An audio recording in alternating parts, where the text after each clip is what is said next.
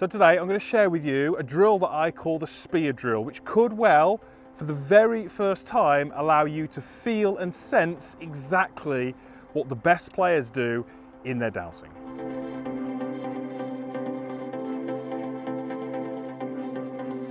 So this drill I'm going to share with you today is one of my absolute favourites, and I have done a video on YouTube with it before, but I do think it's worth resharing because it is one of the best.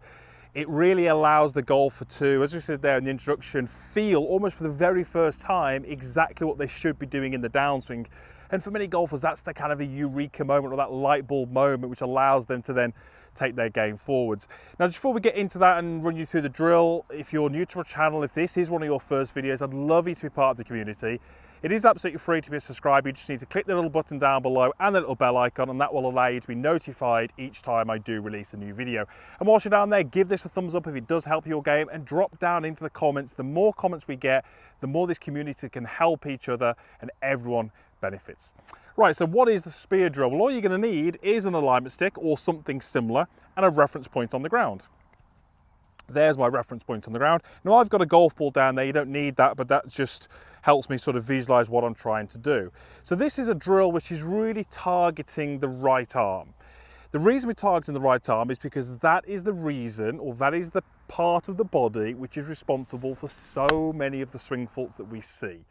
We'll kind of go through those in a moment, but let's just go through the little exercise first. I've got a pointy end here and a non-pointy end.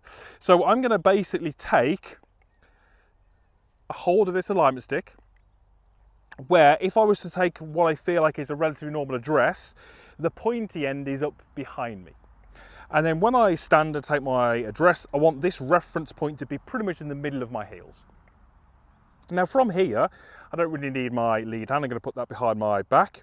If I was to just make a little backswing, okay, now we've got the sort of pointed end down towards the ground. Now we can sort of start to spear that into the ground, and that's effectively what the drill is. It's spearing this alignment stick into the ground. But as you can probably imagine, there are lots of different ways of doing that. Some are right, some are wrong, and some will feel more comfortable to you than others. So what are we actually looking for? Well, the first thing would be I want this to go into the ground target side of the alignment stick that's between my heels. So it's got to be this side of it. That's the first thing. The second thing is I want to try and spear it into the ground as close to vertical as I can. I don't want it to go into the ground at a relatively shallow angle. So I want it close to vertical. And then from this down the line view, I want it to be pretty much pointing straight back towards the camera, if not a little bit what I would term to be inside the camera. So let me go ahead and do that. And I would first have you doing this with a few little rehearsals. So we go back and then we'd sort of go in here, feel and sense what I'm going to try and do, and then we go ahead and do it. That wasn't as good as it could be. You can see that it was a little bit shallow. So let me try that once more. So we go back, we rehearse it a couple of times.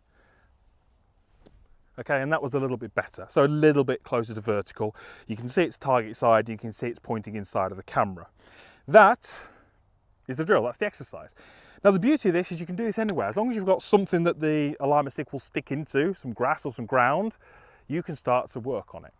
Now, why is this such a good little exercise? Well, if you think about this right arm, and we'll go through in a little bit more detail how that has to move, but let's say you're that typical golfer, the one that we see all the time where, you know, the club gets a little bit on the outside, gets a little bit steep, you release those angles a little bit too soon in the hands and the arms, you lack power. Well, what would that look like? Well, from here, it would look a little bit more like this, where you can see how from that down the line, struggling to spear that into the ground, it's more likely going to get my knee or my foot, which certainly isn't going to be that pleasant. It's probably going to stop me doing that. And also, the more I release that a little early, it's going to be relatively shallow. So a poor movement might give you something that looks something like that. Okay, wasn't quite what I wanted. Didn't go into the ground at the right angle, didn't sort of tick those reference points. What about if I'm a golfer who doesn't really use the lower body? Plenty of you out there, unfortunately, get to the top a little bit more body dominant. Well, what I can find is that I can't get it target side of the alignment stick. It's actually pretty good from the other reference points, but I couldn't get it target side. How I get it target side is I have to use my lower body and then I have to work my trail arm down in front of me with the elbow leading and some bend in the wrist. This position here, where I've shifted forward and my right arm is into delivery, is exactly what I want to get all of those things correct.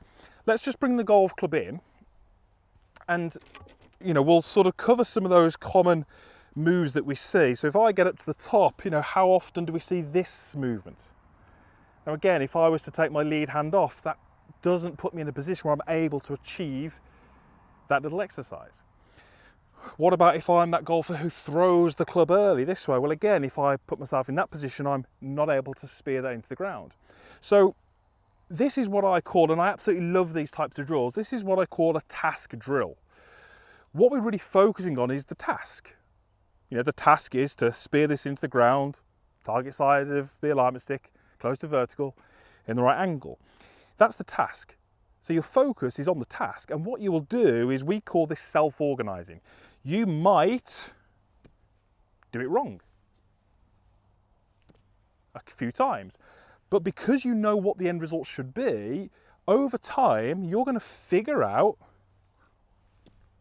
how to move your body and how to organize your body to achieve the task. Now, when we achieve the task, what do we know has happened? Well, we know that that right arm has moved really well through the golf swing, but we never ever from the top got you to think about external rotation or elbow dropping or arm moving in front. We never really had those complex, detailed thoughts. We were just simply focused on the task. So this is a great way to practice if you're someone who, maybe knows they need to do a little bit of downswing, but has struggled in the past with swing thoughts and getting too technical. I absolutely love this little exercise. So great players will always have great trail arm movement. Look at this delivery position. This is what you're going to see so often if you look at yourself on camera, and this is the movement that we need to stop. If I put the alignment stick in, that doesn't put me in that position where I can achieve that goal. So fantastic drill, get yourself set up, a couple of rehearsals. There's the movement I want. Spear it into the ground, and I absolutely love it. You are going to get, as I said at the start, possibly for the first time, some really great feels, and you're going to be able to experience exactly how that trail arm should move. And as I say, for many of you, that will be a bit of an eye-opener.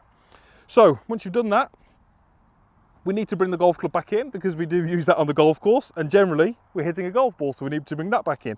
So that's the kind of stage one. Stage two is to bring the ball in. I've got myself an 8-iron here, so plenty of loft.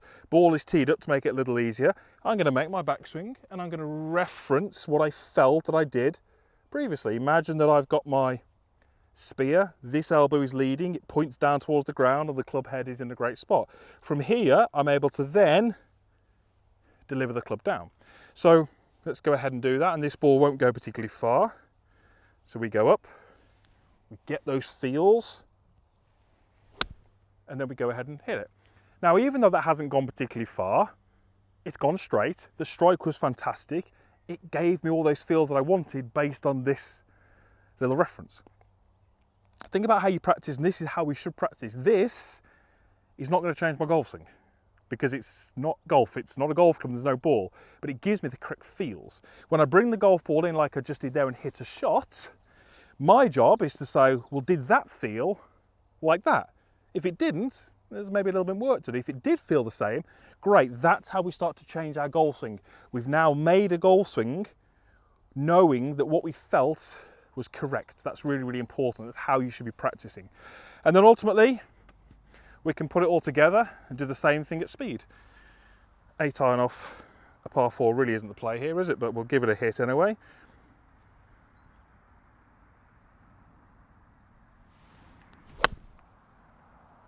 And it should allow you to get so much more compression on the golf ball, because compression comes from this position here, palm facing down, elbow leads. This is what many of you will see, which doesn't give you that compressed feeling, it doesn't give you that squeeze on the golf ball, it doesn't allow you to hit the ground, target side of the ball, and we want to do all those. That drill will help you do that. So spear drill, I absolutely love it. Give it a go. I would encourage everybody to try it.